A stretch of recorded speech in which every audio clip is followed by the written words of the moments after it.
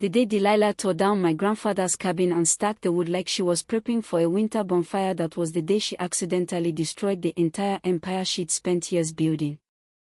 She thought she was making a statement, thought she was untouchable.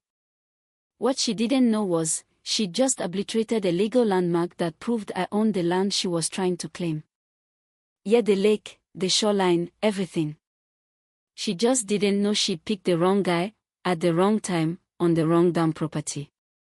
Let me back up a sec. 6 months before that circus, I was 38, divorced, burned out from my cybersecurity gig in Portland, and still grieving my mom who died in a car accident. Life had ripped the floor out from under me, and I needed something real, something grounding. That's when I remembered the cabin my Grandpa Joe left behind at Lake Clearwater, this old hand-built place tucked between pine trees and stillness. Not pretty, but it had bones, and every nail in it was a memory. So I packed up my life and headed for something quieter. I started fixing it up, live streaming the process under the name Cabin Life Chronicles. Mostly just me, a hammer, and a lot of swearing, but people seemed to like it. Maybe they saw a man trying to rebuild something, not just with wood, but with intention. I had a small crew of followers who cheered me on, gave tips, laughed when I dropped tools. It was simple, peaceful, the kind of peace you can't find in a city. Then came her. Delilah Cutters drove up in a black Mercedes like she was delivering a cease and desist in a perfume ad. Hair perfect, sunglasses expensive, attitude dialed to 11. She marched up my driveway, waved a folder at me and said, "This structure violates HOA regulations. It needs to be removed." I laughed, actually laughed. "Ma'am," I said, "this cabin's been here since 1987. It's not in your HOA. We are not even in the same zip code." She didn't blink. Just smiled tighter. "Our survey says otherwise." Now, I've spent years spotting scams, phishing schemes, social engineering, high-level fraud, and something about her paperwork stunk. Fonts were off, the stamps looked fake, and the property lines pushed about 200 feet further than the county ever documented. I pulled out my own records, official ones. According to those, her little HOA stopped way short of my cabin. She didn't care. "Our version's newer," she said, "like lies get more credible the fresher they are." Then came the threat, subtle at first, then not so much. "You regret opposing me," she warned one day. "There are other ways to handle situations like this. Real mob boss energy." So, I installed cameras, just in case. My followers kept saying, "Talk, document everything." Thank God I listened. Couple days later, I had to drive back to Portland for work, one big contract, worth enough to finish the roof. While I was gone, I got an alert from the cabin. Then another.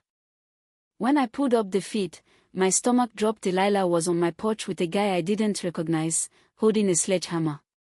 She pointed. "Tear it all down," she said. "Don't leave anything standing." By the time I made it back, the cabin was gone.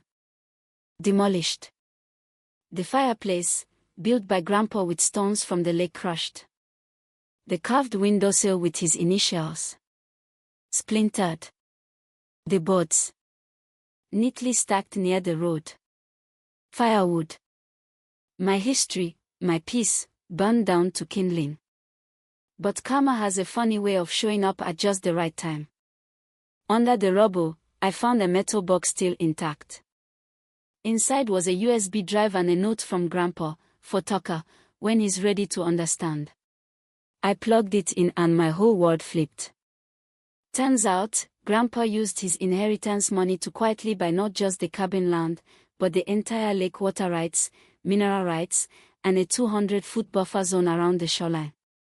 He'd put everything in my name a year earlier. That cabin wasn't just home, it was the marker, the legal proof, the surveyor's reference point for the entire lake ownership. And Delilah had just torn it down. So I called the sheriff, thinking, open and shut case. But when they showed up, Delilah was already there playing the victim, holding her own stack of fake papers, claiming I'd threatened her. And get this, she called 911 and told them I was waving an axe at her. What I actually had was a wooden door plank from the wreckage. Now here's where things started to spin sideways. While I stood in my driveway trying to keep calm, my elderly neighbor, Mrs. Patterson, was filming the whole thing from her kitchen window. She'd been following my stream religiously and saw it all unfold, including Delilah rehearsing her scared face in her car mirror. She got the whole thing, the setup, the lies, even Delilah coaching the guy on what to say to cops. That guy, by the way, her grandson. His name's Braden. Braden called me a few days later, guilt dripping from every word. I'm sorry, man. She told me it was just an old shack. I didn't know. But I recorded everything. Turns out, he had audio of her planning to have me arrested if the legal stuff didn't work, false reports, planted evidence, the whole 9 yards. Then came Marvin Hodgkins, used to be the actual president of the HOA before Delilah ran him out with fake embezzlement charges.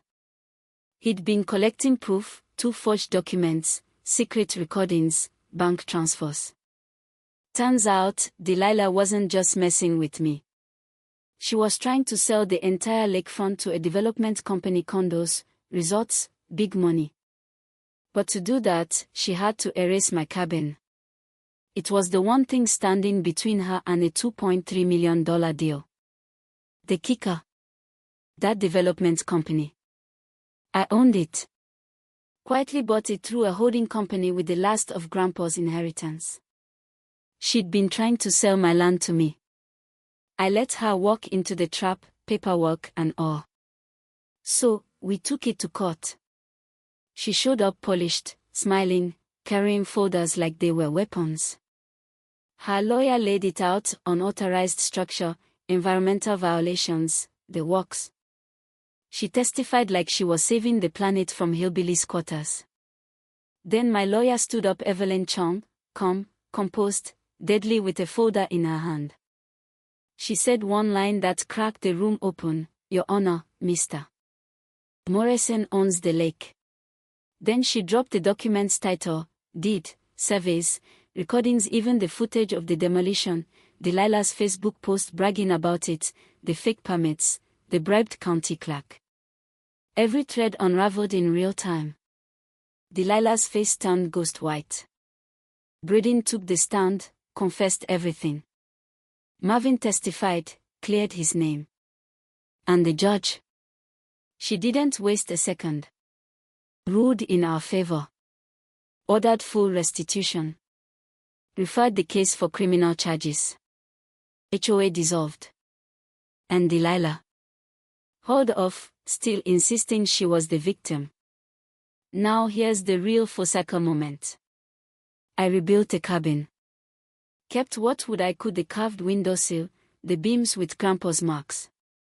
Added solar, better insulation, even a little streaming studio to keep cabin life chronicles alive. And with my new role as legal owner of Lake Clearwater, I created a conservation zone: no condos, no resorts, just protected land, public fishing spots, and a lakeside porch where I can drink coffee and breathe. And as for Delilah, well, she's got 5 years to think about how her greed turned into ashes. She tried to claim something that was never hers, and in the process, made sure I could protect it forever.